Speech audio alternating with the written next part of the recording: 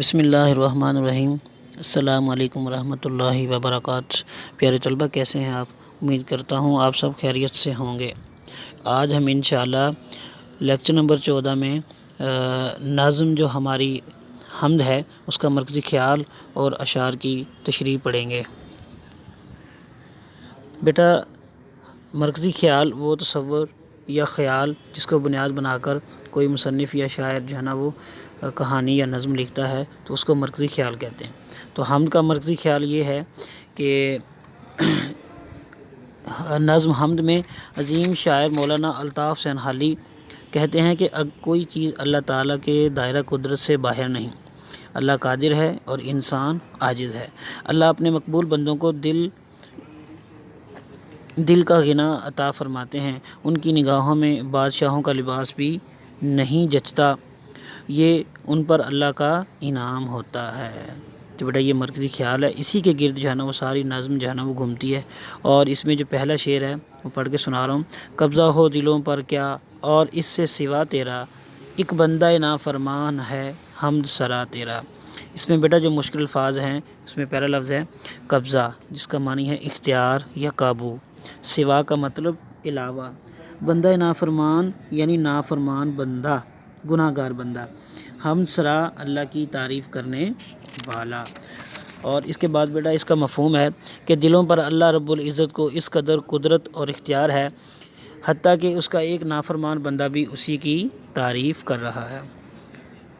تشریح طلب شعر میں مولانا الطاف حسین حالی نے اپنی کم مائگی کا اعتراف کرتے ہوئے اللہ تعالیٰ کی عظمت اور قدرت کا بھرپور اظہار کیا ہے۔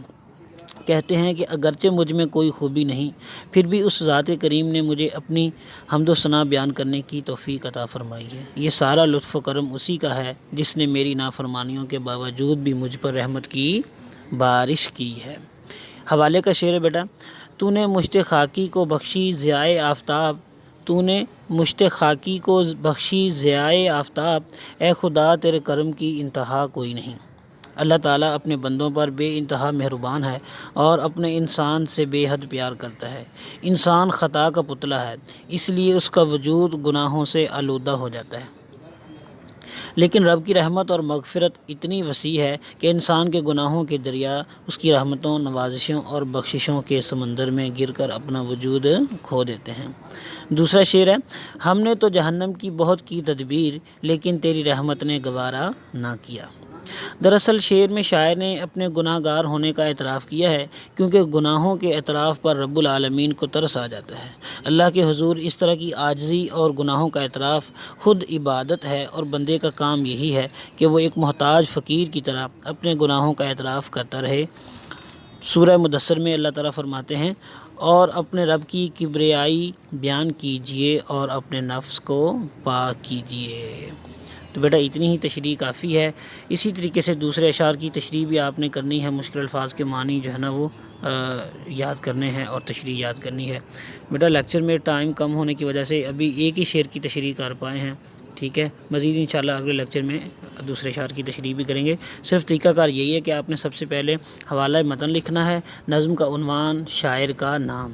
نظم کا عنوان ہے حمد اور شاعر کا نام ہے مولانا الطاف حسین حالی۔ صنف شاعری میں یہ نظم ہے، ٹھیک ہے۔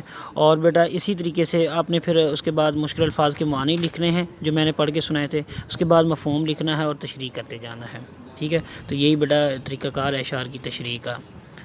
خوش رہیں، آباد رہیں، اللہ تعالیٰ آپ کا حامی و ناصر ہو۔ صبح و شام 10 مرتبہ دروشی پڑھتے رہیں۔ السلام علیکم۔